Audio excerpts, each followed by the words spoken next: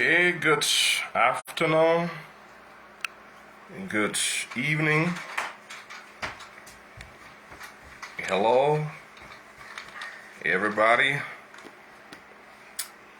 Tonight I'm going to be talking about a very interesting subject. This is your information ambassador, Paul Zondo. I'm going to be bringing you information regularly about my personal experiences and how you can utilize that to your advantage. Look at my little princess here. So tonight, my question, the subject tonight is, do you want to travel? Do you want to travel? That's the question tonight. And if you want to travel, where? So, do you want to travel? Let me begin with why people travel. People travel because of war, civil war, like for us, most of us from West Africa in the 1970s and 80s.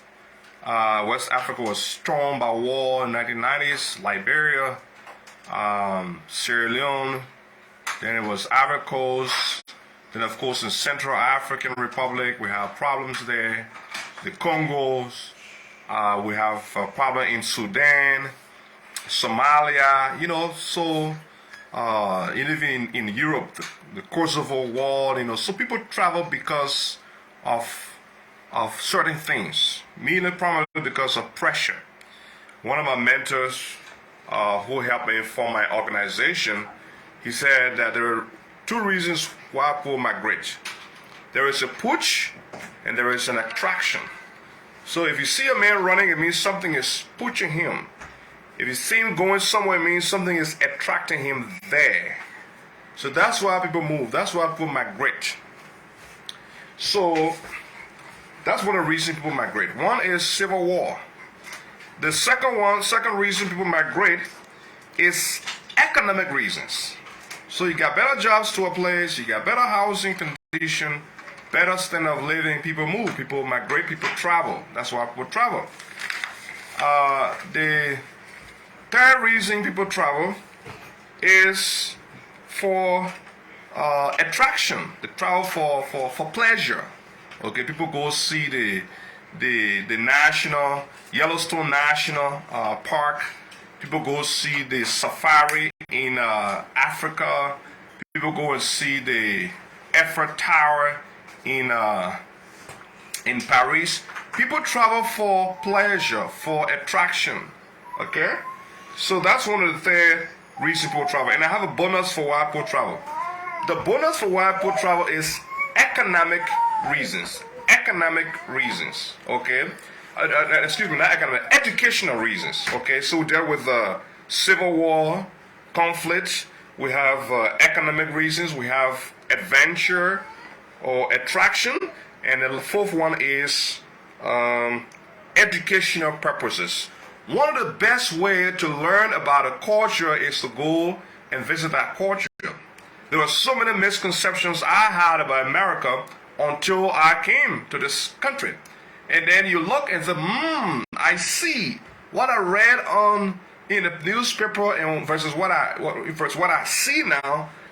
There is a little bit of not so much there. So the best way to understand a place, to understand a people, to understand a culture, to understand an experience is to immerse yourself in that culture, in that experience. And so traveling brings that educational part of it. So when I was a kid, when I hear of America, I used to think of skyscrapers so tall, people walking on gold. You don't have leftover trash here and there. I used to think people never died here. People never got sick. People just had bags of money and living so well, and life was good, and everybody's happy. You know, and when I came to America, it didn't look like what I thought. It didn't look like what I seen on TV. In fact, in America, with all its blessings, it was the only place that I discovered that I was black. I didn't know I was black. So when you go to a place, you kind of internalize some of the experiences, and then you start sifting reality from what you thought or what you read, what you saw on TV. Okay, so the best way to educate yourself is to travel, to go to a place. So if you have been considering travel, my question to you tonight, I'm talking about travel. I'm talking about travel. So everything tonight is about travel. So whether you're in the States or you're in the Nkoji or Africa or Swaziland or Europe, wherever you are, South America, wherever you are, it's all about travel. Traveling is a human experience that has been going on for thousands, if not millions of years. Okay, so it's something that people like to do. And they do it not always because they enjoy doing it. They do it because of war. They do it because they want to educate themselves. They do it because of economic reasons. There are multiple reasons.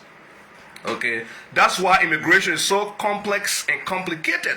Because while immigration wants to keep families together, at least that's what they say, they can also be the reasons that families are kept apart for 10, 20 years. And you wonder, like, I'm doing the right things. Why aren't my mom joining me? Why aren't my sister joining me?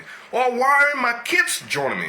How many of you been there before, wherein you come to a country, you do all the right things, you play by the books, and then you try to bring your daughter or your son, and then hell breaks loose, and it takes you 2 years, 3 years to even bring your relative to this country? So you say immigration, this country loves family. Why aren't they making it easy for me to bring my mother or my father or my children or my wife or my husband? You see?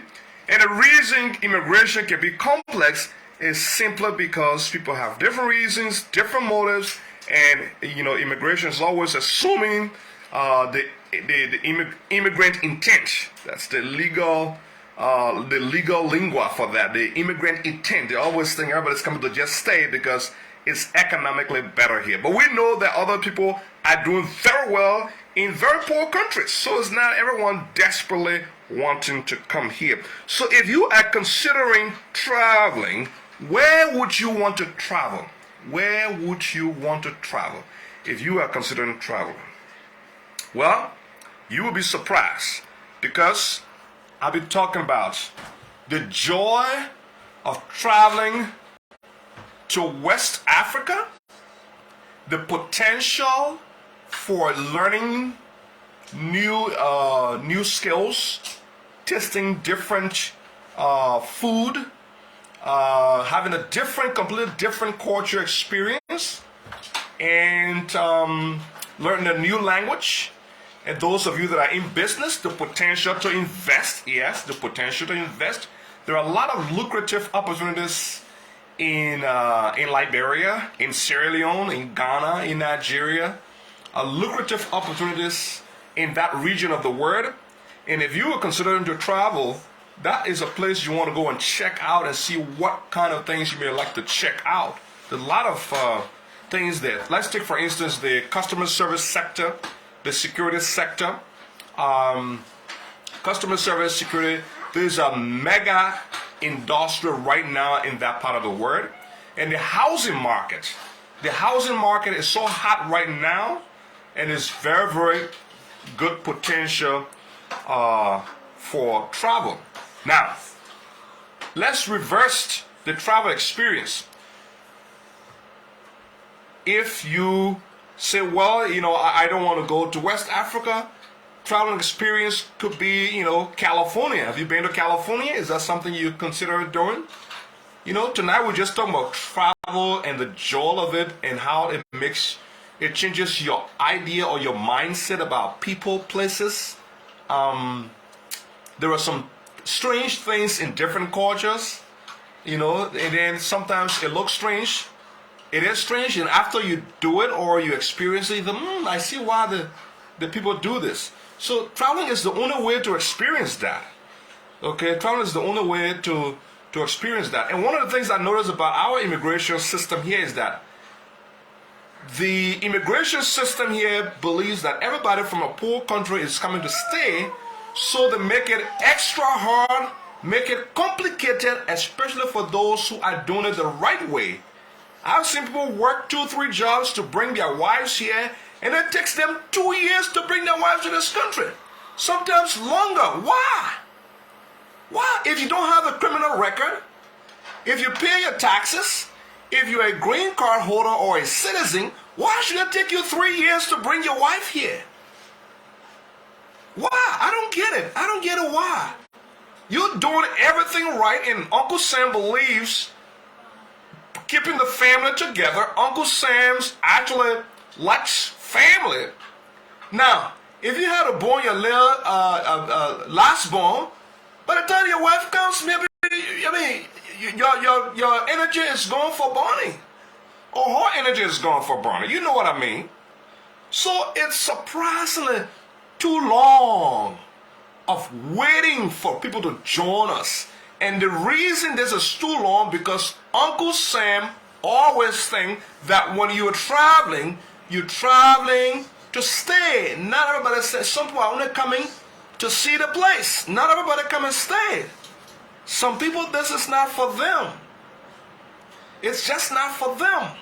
But Uncle Sam doesn't get it. Uncle Sam thinks everybody's coming for work, coming to stay. And Uncle Sam thinking, it's going to be a burden on the economy. It's going to be a burden on the health care. It's going to be a burden on the food stamp system. It's going to be a burden on the educational system. Those of you that want to travel, listen well and share and subscribe. This is why it's hard for you to even come and visit. Visit. Even if you pay all your expenses, they still deny you because of the immigrant intent. You have house, you have a good job, you have land, you're married, and you want to visit for a workshop. They say no. No for what? You are not coming to stay. You are living comfortably. You are coming for educational experience. So that's why people travel. People travel for so many reasons. It could be for educational experience. It could be for recreational experience. It could be for economic reasons. It could be for war. You're fearing being attacked. So this is why people travel. Now, let me also tell you some of the bad thing about the traveling experience. Rich countries have visa-free for other rich countries. Rich countries have a partnership with other rich countries to have visa-free. So if you were born in Great Britain, you don't have to pray for visa to come to America. You don't have to. You can just purchase a ticket and come to the States and live here for up to 6 months or up to 3 months. Even a month. Why? Because you have a British passport. You don't have to be born there, but you have a British passport. So rich countries are taking care of other rich countries. The visa-free countries for the United States is only with 40 countries. All those 40 countries, they are all rich countries. They are European countries, Anglo-Saxon countries, Norwegian countries, Swedes countries, German countries. I mean, all those very rich countries. But the poor countries, no. There is no country in Africa that has a visa-free with the United States. Zero. If you find out, let me know and I'll upgrade my data. Zero. But yet they always say, we can partner, we can be equals, how is it so easy for you to come to my house, meaning Africa, And then for me to come to your house, it's so difficult, it's so complex, it's so sophisticated. But yet we're equals. Because the mindset is everybody wants to come here for economic reason, and that is not true. There are people who are doing very well in Africa. People want to come and send their kids to go to school here. Even to go to school here, it's a complex process because the immigrant intent. Oh my God. And after the person spend $5,000, $10,000, $20,000, and you're still worried about them going back? We know foreign students contribute so much so to the economy of our country. Foreign students. Foreign students bring a lot of momentum. They bring a lot of motivation. They bring a lot of innovation. Most of the social media platform we use today, most of them were developed by foreign students. Most of them are maintained by foreign students. Most of them are maintained by foreign students. So foreign students bring a lot of innovation to this country. But yet with them, it's so difficult. It's just inconceivable. So difficult, so complex. To make it easy for students with their school fees and money to come and go to school and learn. Because Uncle Sam is thinking, oh my God, when he finishes school, he's going to stay. He's going to marry to somebody and not go back again. Oh my God. Uncle Sam is thinking. Uncle Sam. Some of these kids are rich. Uncle Sam. Some of these kids got money. They don't want to stay here, Uncle Sam. They just want to see the place. Go to school. Rich countries have visa-free with other rich countries. Somebody watching me right now may be thinking they want visa. You're struggling with visas because you were not born in Switzerland or you don't have a Switzerland passport. If you had a Switzerland passport, you can go almost to every country in the world. You see? So they make it difficult. Mr. Charles Stewart, Mr. The Optimist, more favor, Sister Latoya Gibson. Oh, my co-worker, how you doing, sister? I'm talking about travel. Travel is just not an experience for the rich. The poor person can travel too, so that he can get recreational experience and academic experience. He's not only traveling for economic reasons. It is so difficult for poor people to travel because rich country only think poor people want to travel for economic reasons. But even if that is the case, if they work in the warehouse, they clean up the schools, they drive the school buses, what's wrong with that? You know, it's kind of interesting. It's kind of interesting. I've seen since COVID, I've seen a lot of countries say, oh my God, we need people. Oh my God, we need people. We need people. We are short staffed. We need people. Oh my God, we need people. Okay. How many people do you need? Oh, we might need about 2 million people. We're very, we short staff. Okay. Since you need people, we have so many qualified people with degrees and all that good stuff. Could we find a way? Oh, well, we has to go through a process. What is that again? Okay, it has to go through a process. But your tune, few seconds ago, it was like you were in a coma or heart attack. You need so many people. And then we tell you, okay, we have people without criminal record, with degree, with motivation to contribute to the economy. And then you telling us that, oh, okay, well, no. These are people who want to do it the right way. You know? Some of us we're on travel tonight if you're watching. Brothers and sisters with degrees. Educated. Okay? Some of them don't have jobs. Some of them have jobs. They have money. And they want to visit. I know people who have 2 masters who can get visa. I mean, got 2 masters can get visa. Just to visit.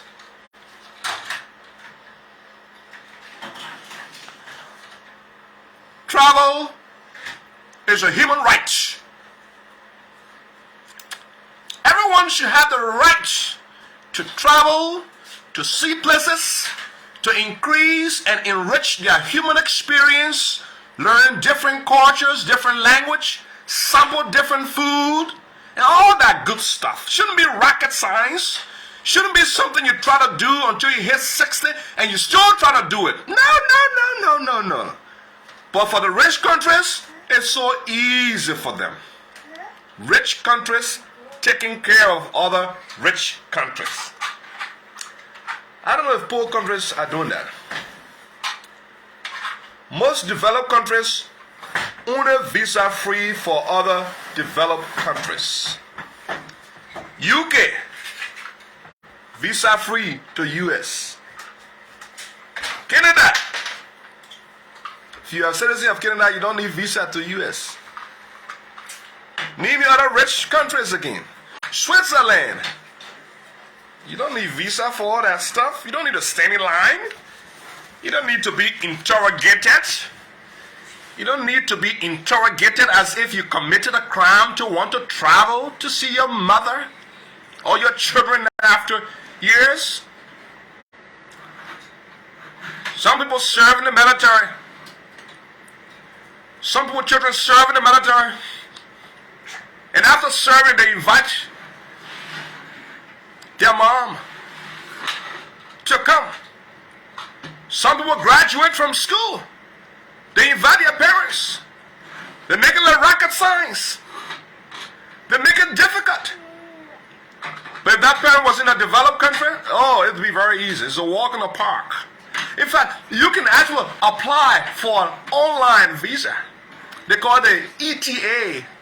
You can just put in your name and apply for it, and you'll get it and get on the plane and go. So you see, I did a class in psychology a couple of years ago, a long time ago. My professor told me, he said, the thing you try to hide from children, that's what they try to do. The very thing you try to hide from the kids, that's what they try to find. So when developed countries make it difficult for people, poor people to come, poor people start to be desperate.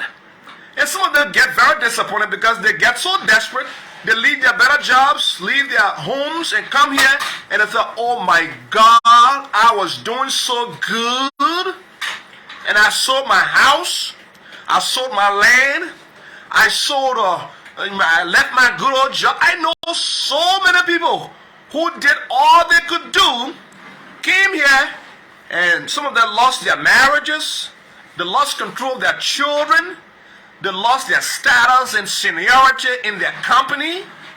They lost everything, all because they wanted to come here.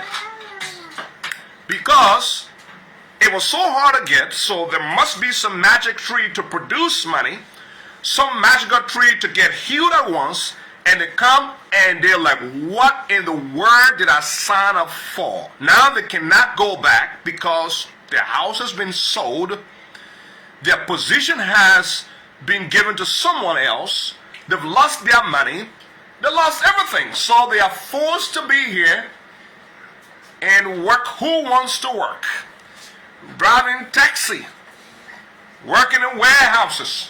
I know of doctors who maybe they had very limited options, but doctors who work at Walmart, government ministers who were bus drivers, government ministers who were on the road truck drivers. I know nurses from the motherland who came here. Some of them would not be passed the test, but not only that they wouldn't pass the test, they wanted them to go back to school again for the same thing they've learned. And they threw everything away to come here, and this place treated them like that. So speaking of travel tonight, if you're going to travel, be sure that you get a comprehensive analysis and comparison before you throw everything away. Okay? Because it is so hard to come here or to go to developed countries if you're from a poor country, doesn't mean you should throw everything that you've ever achieved away to go there, because sometimes you may be disappointed.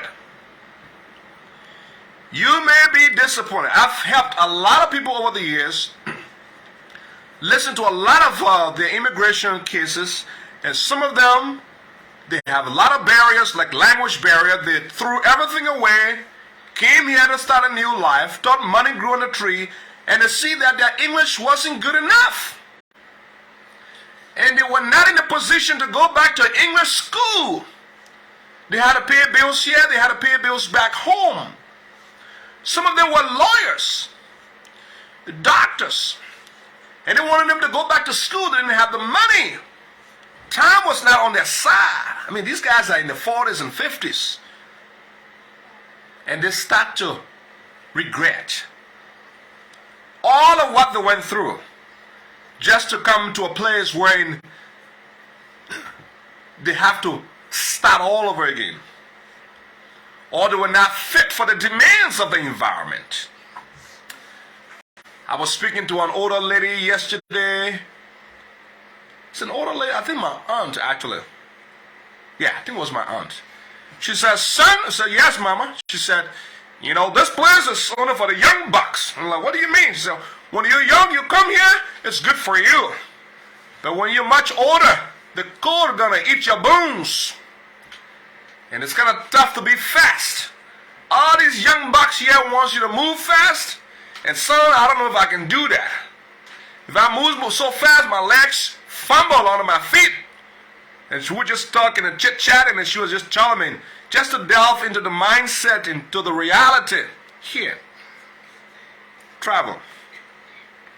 Everyone should have the right to see God's green world. It's a human right. As long as you're not a criminal, as long as you have your ticket, as long as you can show where you be going, you have the round trip ticket, you should be able to go anywhere, anytime. Because of war, because of economic reasons, because of recreational reasons, and because of educational reasons. I pity those people in Ukraine. I pity them that they're killing them and dying and suffering. But I'll tell you something. That war is not close to some of the war we experience in Africa. There's a lot of Africans, you know, on Facebook. We identify with the problem in Ukraine and pity them and so forth. But what they are going through is not compared to what we went through. Nope. I mean, Great Britain giving them visa free to come on and live in the homes. They can fly from there, go to the border, and America will welcome them in. I mean, look at how many developed countries open their doors to Ukraine. We sat in refugee camps for decades. And even after sitting there for decades, some of us went back. We were sitting back into the same place that were fearing persecution, fearing death, fearing sicknesses and diseases. We were sitting back because the program cut off. Some of us are still refugees today in Nigeria, in the Caribbean, in other places. Refugees today. We never gained status. We never got integrated into other societies. So Ukraine is going through a tough time, but it's not compared to what we went through. If you know what I'm saying is true, just click a like on it. Ukraine is going through a tough time. But what we went through, we had nothing. We had no one sending us assistance like that on that kind of scale. Thank you so much. Thank you so much. We had no one giving us visa on arrival to developed countries. Thousands of people died in refugee camp. I know a good friend who died in Ghana refugee camp, a very good friend of mine. She died. Never traveled anywhere, never lived beyond the camp.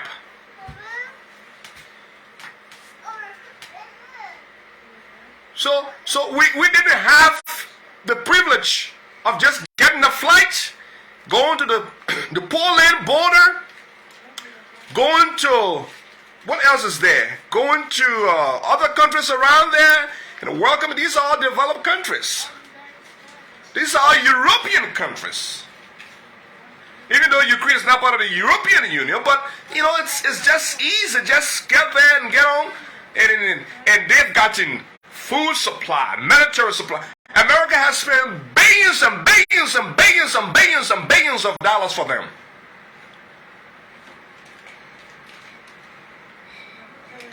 You see that? If they come to this country, anyhow, they'll be welcome. So, war is one of the reasons why people move around. So, where do you want to travel? Where do you want to go? You want to go to the West Coast, California? Where? Some people don't know. They need someone to guide them, someone to give them insight. Who will help you? Where do you want to go? Who will help you? So you invest in yourself.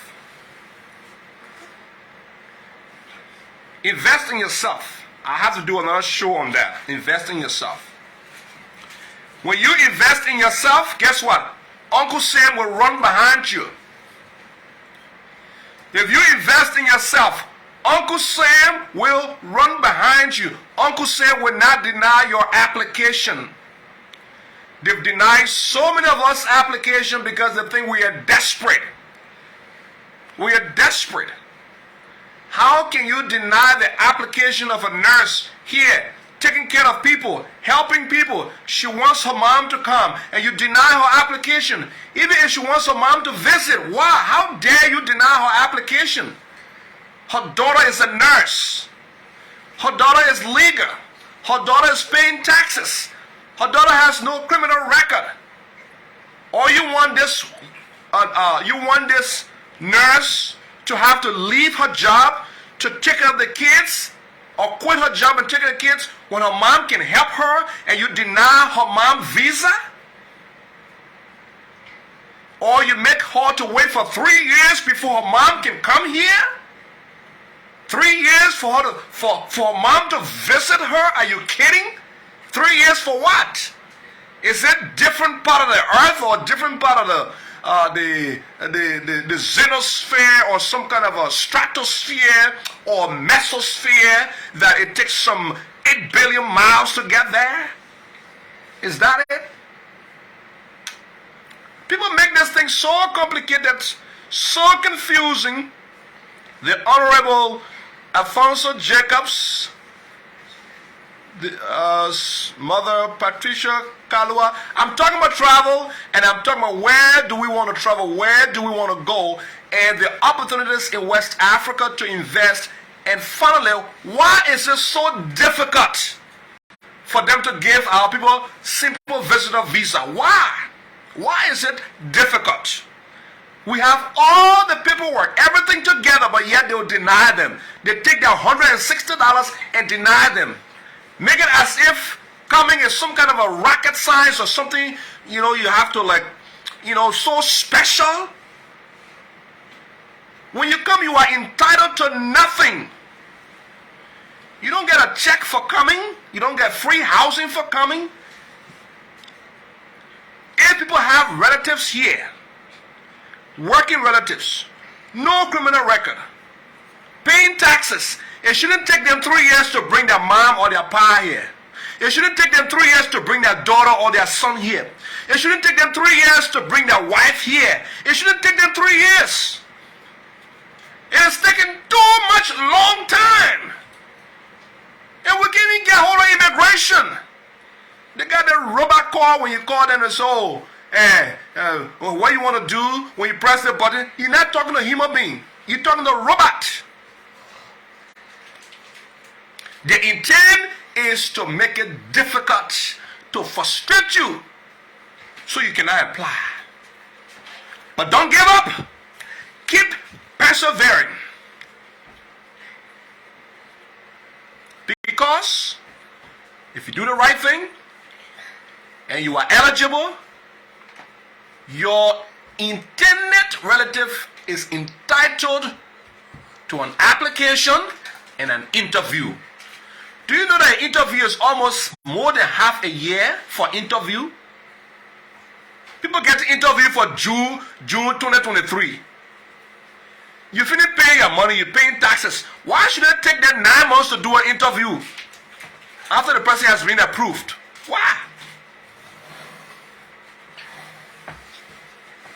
I know many people have had this experience and they can't talk. They don't know what to say because they are working 2 jobs. They just think that the way it's supposed to be. No, I'm talking for you.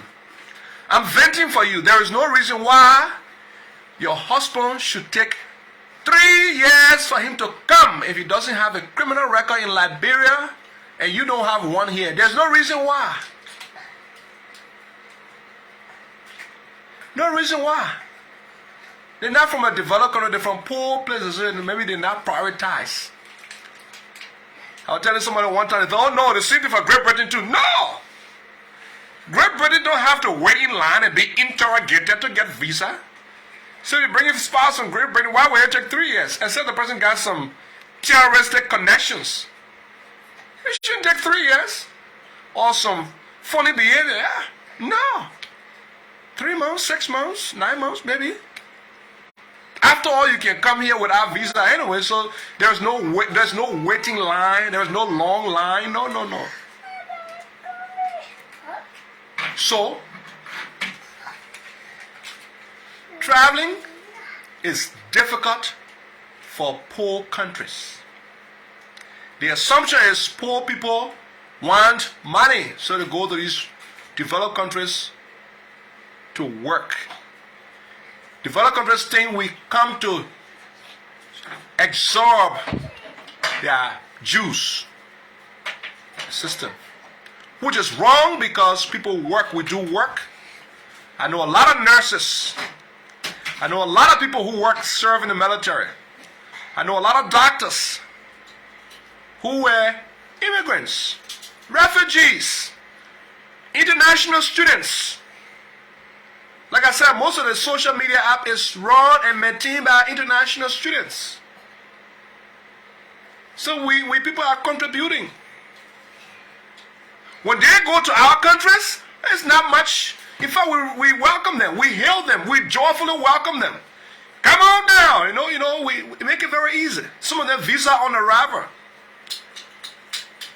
But for us to come to their country, oh my God, we gotta make sure, we gotta like to make sure and dig deeper twice. I mean, really? If you send in one piece of paperwork, it's we'll review it, give us 60 days before we review it. What? 60 what? 60 days. One piece of paperwork. But you spend your hard-earned dollars, and it takes 60 days to review 2 paragraphs.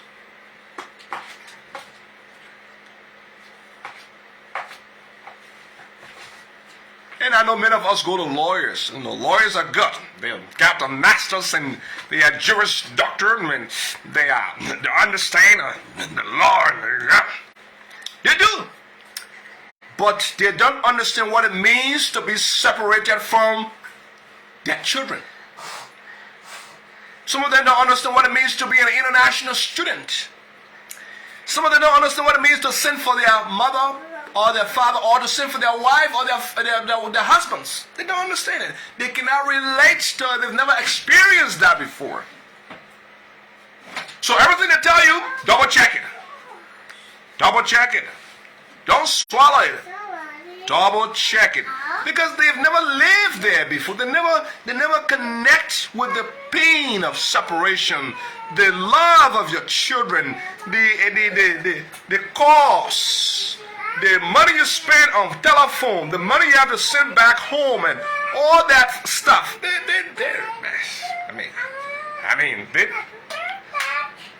They can do the job, but they don't have that personal experience, connection, empathy. Yeah. Most of them tell you, well, you can't do this, you can't do that. No. Read good. Read. You can do it. Yeah, you can do it. You can do it. Read. Don't let them read for you. We are on traveling. The difficulty involved. And we'll do another talk show about international students. Share the video. Like it. We'll be coming up Wednesday and Thursday. Talking about things that interest us. May interest you. We'll be talking about why our sons and daughters are getting in trouble with the police. How to prevent that. We'll be talking about that too. We'll be talking about that. So keep following us. We'll be talking about some school subjects. And all of these are based on personal experience. I worked in the prisons. I worked in the jails for years. We'll be talking about how to keep your children safe in this new world. So to get the visa is so difficult. You finally get your visa in your 40s. You bring all your 17, 16, 15-year-old sons. You think you're about to join, that you live the dream. You're all happy and excited. You get your visa, come to the States, and all life is good. You send the kids to school. Now you forgot or you didn't know they got drug problem. Oh yeah, they got drug problems in some of them communities, in some of them schools. And then you don't pay attention to your kids. They got guns problems too. The kids get hooked up to drug now, they become a nightmare for you. You put your hand in your head and say, hey, if I would know, I would never know. Right? So get counsel. We provide coaching. We provide coaching. Get conversation. Before you put all your eggs in that basket. Before you know your kids that used to listen to you, they don't care to listen anymore. It's tough. You see them getting in trouble. You can't do much because they are adults. They have rights. Right? So before you put all on the line, make sure that you're getting good information about travel. And it made it difficult because when a poor man is trying to travel from Africa or from any poor part of the world, India, wherever, the thing he is coming to stay make it difficult. If we need to solve our workforce shortage, we need to work on our immigration laws. If we got to address workforce shortage, we need to work on our immigration laws. I will say this again.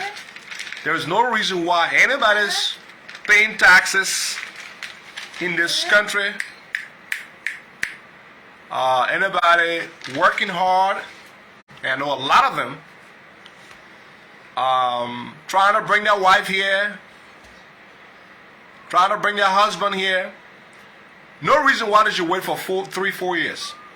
No reason why.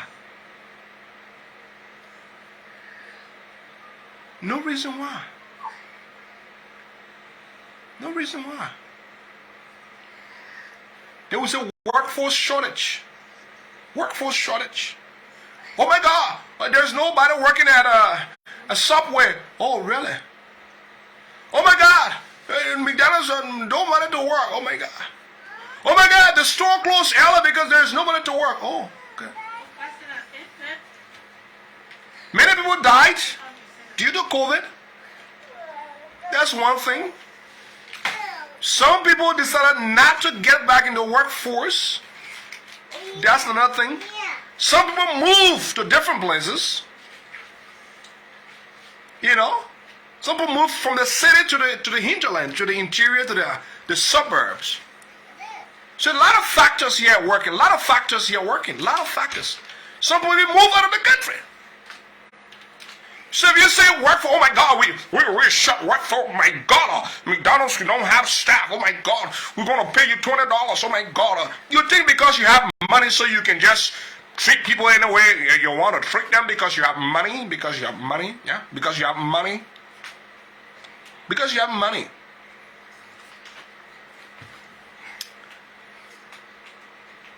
We need people. We can't run because I need people. We need to have an overhaul of our immigration system. We need to be allowing people who are eligible to come to this country without stress, without a headache. I mean, think about it. You are a law-abiding citizen. You're paying taxes. You are able to take care of your mama.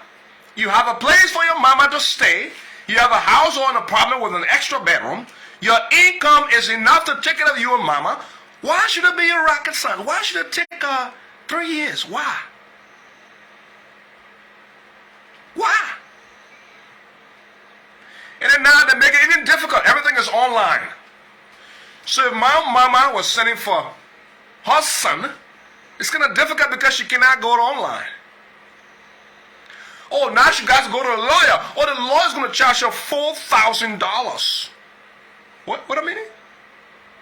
To bring her son $4,000? A lawyer charged this older lady whose income is not $4,000? So in a way, they are telling her, don't do it. Don't do it. Don't do it.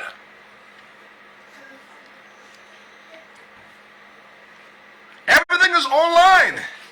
Even those that can read and write, it's still complex. And if you call immigration, oh my God, you got this long voice message. You have reached USCIS. For English, press 1. Español. What are you talking about? When you press 1, they take you to a long list of other things. Then the machine, the robot will say, oh, I'm a real person. I can help you. No, you're not a real person. I want to talk to a real person to talk about my case. This case been going on for a long, long time, and I want to talk to a real person. A robot is not a real person. Since COVID, every company now, I mean, they had it before, but now they are actually making it to be normal. Normalizing robots. Even in Walmart, they got robots. So they got robots everywhere now. Very soon they might not even have people coming again because now they say, well, we got robots that can do the job. They say they need people, but yet they are creating robots. They want to replace human beings. One of my old pastor friend used to say a human being. He said, don't ask me where you're from. He said, human beings. They want to replace human beings. Yeah, they're making robots. After COVID, I worked in a international student program. I work on a lot of international student program.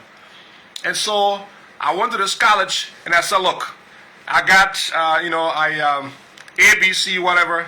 And then the school was bored. They said, well, we are having our program online now, so you really don't need to come here. What?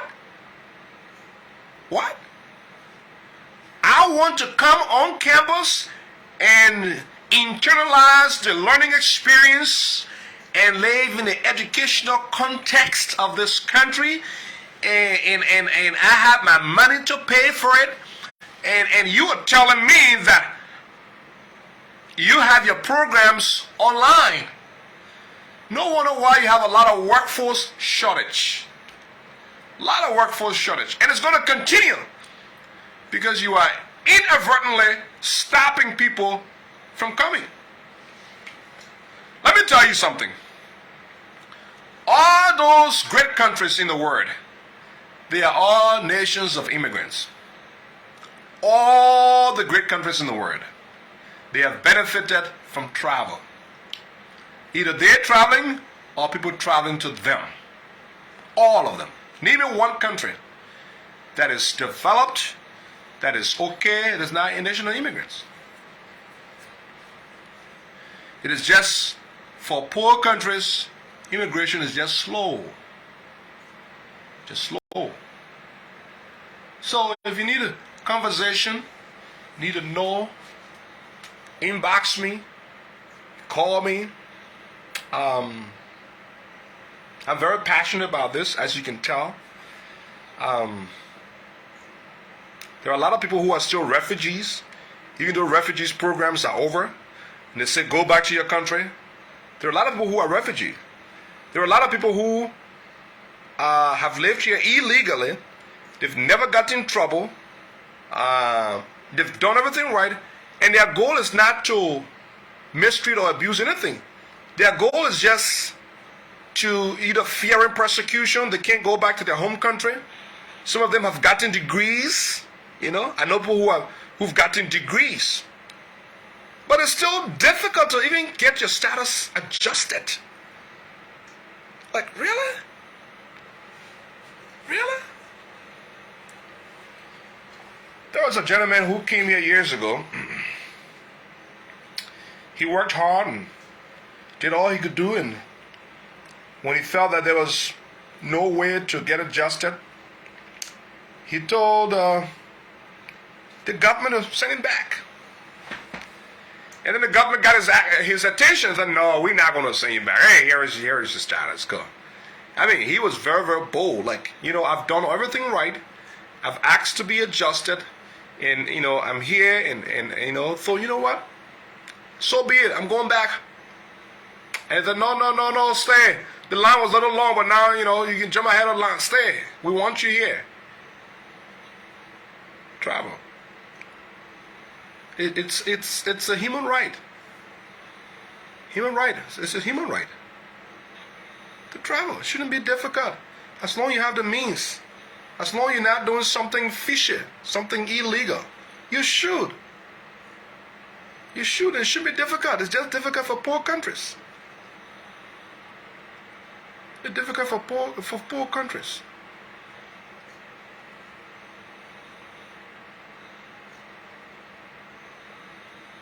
Yes, it's difficult for poor countries. It shouldn't be rocket science. It shouldn't be a life and death situation. Why? I remember a young man was graduating from the military. He invited his mom for a visitor visa, and he refused the visa. She said when she comes, she will not go back. It's so sad. So sad. The only time I've noticed that people get visas so easily, especially from poor countries, when someone dies, which is very sad. It shouldn't be that way. They won't let you to come and see that person when that person is alive. But when the person is dead, then you get visa. Say humanitarian. So many mothers could not see their children in person. They made it so difficult for this poor mother to bring her sons. But when she died, the kids got a visa. Oh yeah. Kids got a visa. When the kids come, you want them to pack out and go back in 3 months or in 30 days. Right? Think about it. This mom has been trying to bring her adult sons. She's been doing everything right. She tried, they kept denying it, and confusing her, and changing the rules, and price going up, and everything else in the book. Finally, she died. The kids got visa for the funeral. They came after 30 days. Uncle Sam is on their back to go back. Yeah. Those are just an example. There are extreme examples of the cruelty of the voiceless that people experience and they don't talk. Extreme examples of them. Some people are sick. Extremely sick. They keep giving them the cycles, giving them a cycle until the person dies.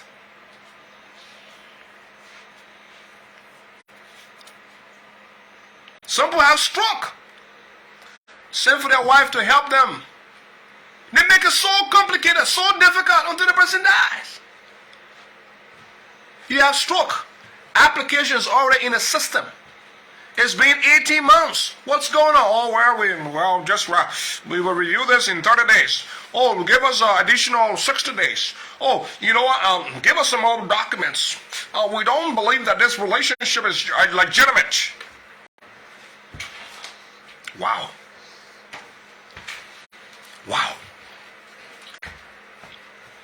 You don't believe that my relationship is legitimate.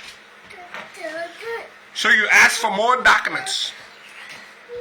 In the process, the man dies from stroke. Well, now she's going to get instant visa that come for the,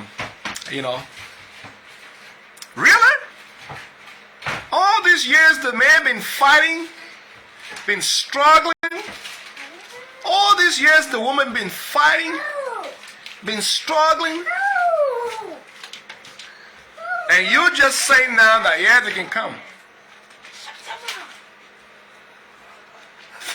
And there are still people who are denied to attend funerals. Still people denied to attend weddings. Yes. People denied to attend weddings. I don't know why. Attend weddings. Should it be rocket science to attend your son's wedding? He paid for the wedding. He has a date set out. He got everything lined up. The evidence is there. But they will not give this papa a visa.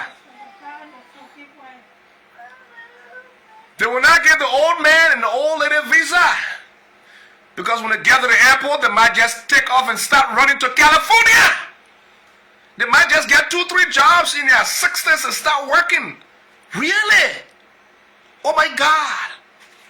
Or they might just blow somebody up. Really? Wow.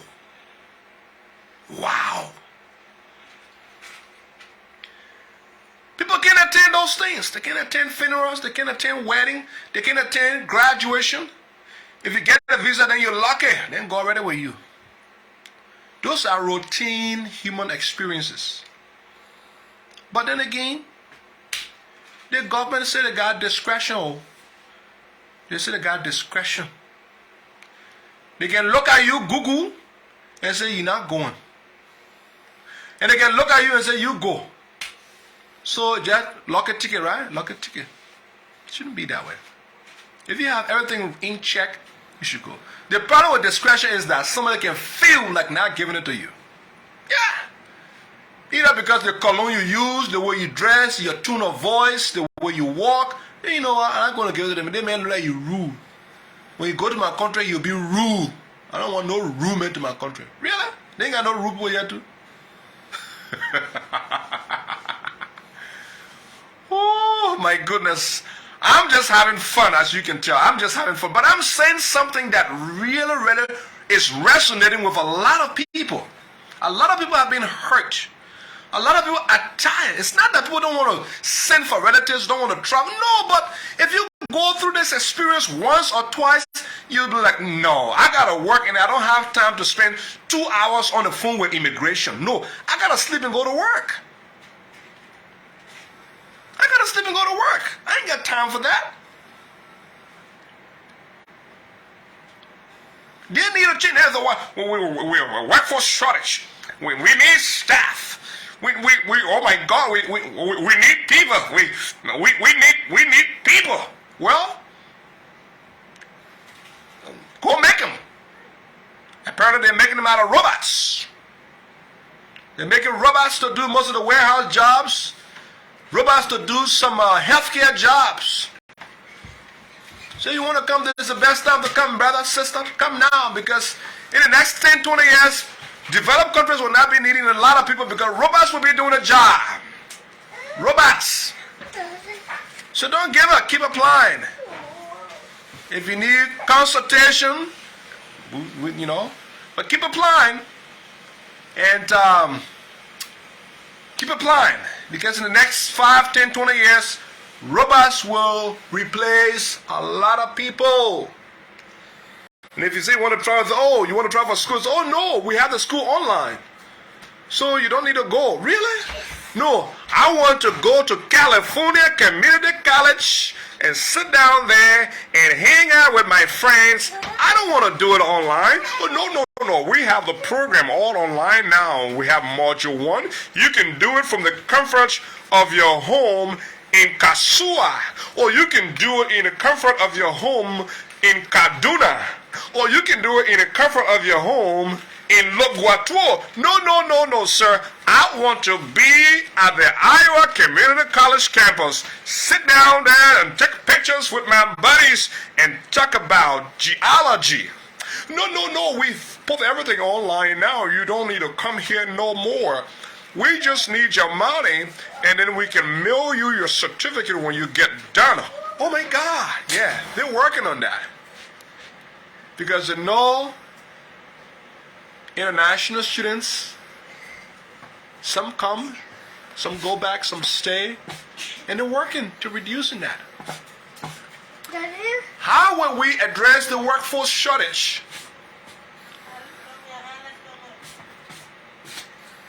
When we have this kind of a stagnant immigration system, old system, very old.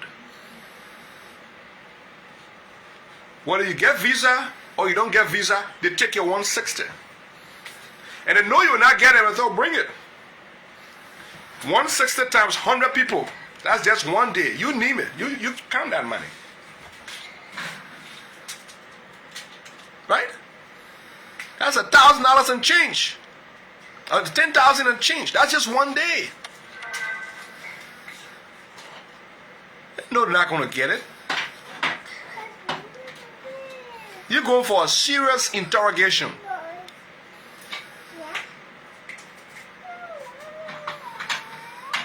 So, I'm going to close here in a few seconds, few minutes.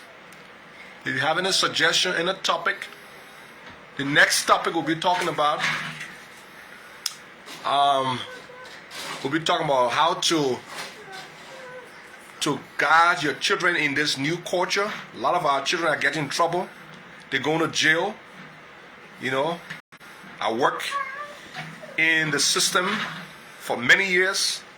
I never talked about it. I don't like to talk about it, but it's part of my experience, part of my history. I learned a lot. And let me help our community stay away from some of these trouble we find ourselves in. The culture is not for us. The culture is, we're adapting to this culture. So there's a lot of things we don't know. A lot of things we do not know. And a lot of those things will be addressed in that show. You can bring your sons, bring your daughters. We provide coaching for them, coaching for people who, have kids who are at risk of getting in trouble, at risk of going to jail, at risk of causing mayhem, even at risk of deportation. You would think this country is all paradise until, you hear this kind of language. Trouble, jail, deportation. That's when you know, no. You have to be very, very recognizant of your environment, the things you do, your friends, and so forth. Well, I'll put the caption on there. Share, like, subscribe. We'll be doing this thing regularly every week. We'll bring subjects that I'm passionate about, that you may be passionate about. Tonight is travel, it's international travel, the joy of it, the challenges, and why the rich countries can travel anywhere, no problem. But the poor countries, it's just hard for them to travel. It's so hard for them to get their families together. Their children can't see them. Some of them have to die before they can come and see their dead body. It's so sad. Even weddings, they won't give them visa for weddings. You serve the manager, they'll make it hard for you. It don't matter. Because their mindset is that you're coming to stay. If you're coming to stay to clean a warehouse, you're coming to stay to drive taxi. I know so many friends, I'm not going to call the country name, they have 2-3 masters and they're a taxi driver. That's a commitment to a country, to have 2 masters and still be in that country and driving taxi. I like that kind of guy who will be in my country with 2 masters. That's nice. Yes, that's nice. But the guy still can't get a job. So he's actually being drained. Can't get a job. He's driving taxi. He's not, he's contributing. He paid to go to school. And then after he got his degree, he can't use them, probably because he has not gotten a job or he's overqualified. So he's driving taxi.